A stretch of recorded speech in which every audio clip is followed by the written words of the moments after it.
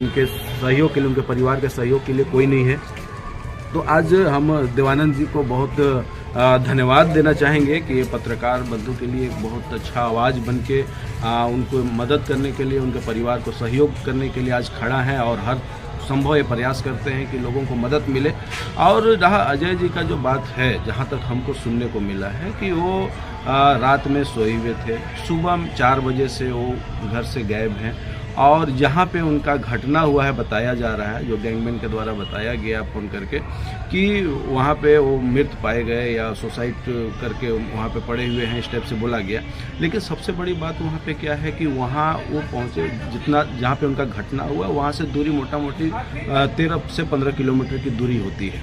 सबसे बड़ी बात है कि गाड़ी जो साधन है वो साधन उनके घर में है। मोटरसाइकिल में वो चलते थे, मोटरसाइकिल उनके घर में है, कार में चलते थे, कार भी उनके घर में है। और जहाँ पे घटना हुआ वहाँ अगर पैदल भी जाएंगे तो हमको लगता है कम से कम 2 घंटा से ऊपर टाइम लगेगा। और 4 बजे से गायब है और 2 घंटा के अंदर में अगर देखें तो दिन भी हो जाती है। तो पैदल जाने का तो कोई मामला समझ में आता नहीं है। और घटना जो हुआ उसके हिसाब से अगर हम लोग बात करके देखते हैं तो वो टाइम मैच नहीं करता है। तो कहीं ना कहीं आशा लगाई जा रही है, कहीं ना कहीं अंदेशा लगाया जा रहा है कि उनका मतलब आत्महत्या की मामला नहीं है, उनके साथ में कुछ दुर्मम व्यवहार किया गया है और कुछ मर्डर करने की बात मोटा मोटी समझ में आ रही है हम लोग को कि उनके साथ में कुछ असामाजिक तत्वों के द्वारा उनको घटना को अंजाम दिया गया है और उसको आत्महत्या का रूप देने का प्रयास किया जा रहा है। तो आज हम लोग अभी उपायुक्त महोदय से मुलाकात किए और उनसे मांग किए हैं कि इसमें सीबीआई जाँच हो और अच्छी तरह से जांच कर इस मामले को उजागर करने का प्रयास किया जाए, क्योंकि पत्रकार के लिए आज देखा जाए तो कहीं पे कोई सुरक्षा कानून भी नहीं है। बार बार मांग उठाया जा रहा है लेकिन इसमें भी सरकार कोई कदम उठा नहीं रही, कोई पहल कर नहीं रही है। सरकार आज भी खतरे में रहता है। तो इसमें एसआईटी की जांच हो और एसआईटी गठन करके जांच हो और उच्च स्तरीय जांच हो ताकि इसका पर्दाफाश हो सके और पत्रकार को न्याय मिल सके, उनके परिवार को न्याय मिल सके। ये भी मांग हम लोग कर रहे हैं। साथ में ये भी मांग किया गया है कि उनके जो छोटे छोटे बच्चे हैं उनको पढ़ाई का व्यवस्था सरकार के तरफ से मिले।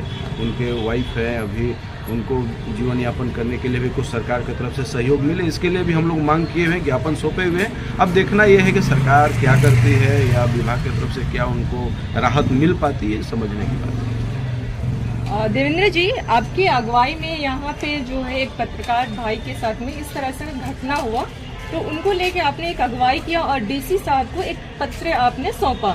तो क्या आश्वासन लगता है वहाँ से, क्या हम लोग पत्रकारों के लिए जो है ये सब सुरक्षा मुहैया हो पाएगा? देखिए मैम, इसमें बहुत दिन से, बहुत सालों से लड़ रहे हैं लेकिन मुहैया तो अभी तक तो नहीं हुआ। आश्वासन ही मिला कि नहीं हम करेंगे, चाहे पूर्व मुख्यमंत्री हेमंत सोरेन जी हों, चाहे और मंत्री हों, सबका आश्वासन ही मिला नहीं हम पत्रकार सुरक्षा कानून लागू करेंगे, ये करेंगे, वो करेंगे, लेकिन अभी तक तो हुआ नहीं है। दिन वो आशा रखते हैं। जैसे अभी राहुल सिन्हा जी जो इस तरह से हम लोग एक पॉजिटिव एनर्जी के साथ जो मिले और बोले तो उससे हमको लगता है कि कुछ होगा।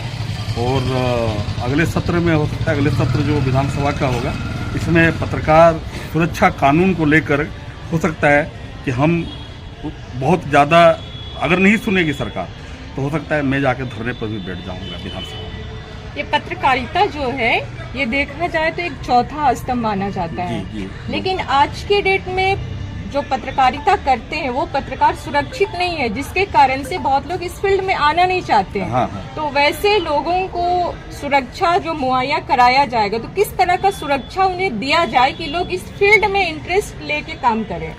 मैम, जैसे मान लीजिए सपोज मैं अभी रांची में हूँ और मांझी जाना है या पिठोरिया जाना है, रात का न्यूज है, हम लोग क्या करते हैं कि तुरंत बाइक लिए एकदम सही बात हाँ। है। लेकिन उसके लिए एक होना चाहिए सरकार की तरफ से या वहाँ के थाना की तरफ से होना चाहिए कि हम लोग को सुरक्षा वहाँ पर जैसे 1-2 पुलिस जो है हम लोग थाना में करते हैं, ऐसा बात नहीं है कि थाना में कि असर ये घटना हुआ है हम लोग जा रहे हैं, लेकिन हम लोग की तरफ से सुरक्षा नहीं होता है। ये थाना हम लोग का नहीं, सुरक्षा में नहीं है। तो सुरक्षा तो समझिए कि हाई लेवल का सुरक्षा में रहता है। हाँ, लेकिन हम लोग चाहते हैं कि हम लोग का भी सुरक्षा हो। जैसे ललन जी गए हम लोग गए, आप गए, सब जाता है, तो हम लोग जो इन्फॉर्म किए तो उसमें कसम 1-2 पुलिस हमारे साथ हो, में रात जाए। में, हाँ, दिन में भी हो, क्योंकि जहाँ पर गैदरिंग होता है वहाँ पर अटैक करने का बहुत सारा चीज होता घटना है, कभी भी हो सकती है, हो सकता है। तो इसमें यही अनुरोध करेंगे कि ये हम लोग को थोड़ा सा सुरक्षा दिया जाए। अच्छा, तो इस तरह से सुरक्षा मुहैया कराने से पत्रकार जो हैं ये फ्रीली अपने फील्ड में काम कर सकते करेंगे, जिससे सच्चाई को वो उजागर कर पाए। हम लोग मैम, आप हैं, सर हैं, सब हैं, हम लोग क्या है, अन्याय के खिलाफ लड़ते हैं। यस, एकदम सही बात बोल रहे हैं। जमीन जो दलाली हो रहा है, जमीन का हो रहा है, उसके खिलाफ हम लोग आवाज उठाते हैं। कहीं करप्शन हो, किसी महिला के साथ हो, तो हम लोग बढ़ चढ़ के हिस्सा लेते हैं। तो हम लोग जो इस तरह से जो उजागर करते हैं तो खटकते हैं उनका, एकदम सही बात है, खटकते हैं। तो इसलिए हम लोग को सुरक्षा देना, हम लोग को सुरक्षा देना सरकार का कर्तव्य है और दें। लेकिन पत्रकार सुरक्षा कानून अगर लागू हो गया तो हमारा सुरक्षा सब हो जाएगा। चलिए ठीक है। लोग अभी हैं यहाँ पे जो दोनों पत्रकार जो थे, देवानंद सिन्हा जी और ललन कुमार सिन्हा जी, और मैं थी वहाँ पे, बातें हुई।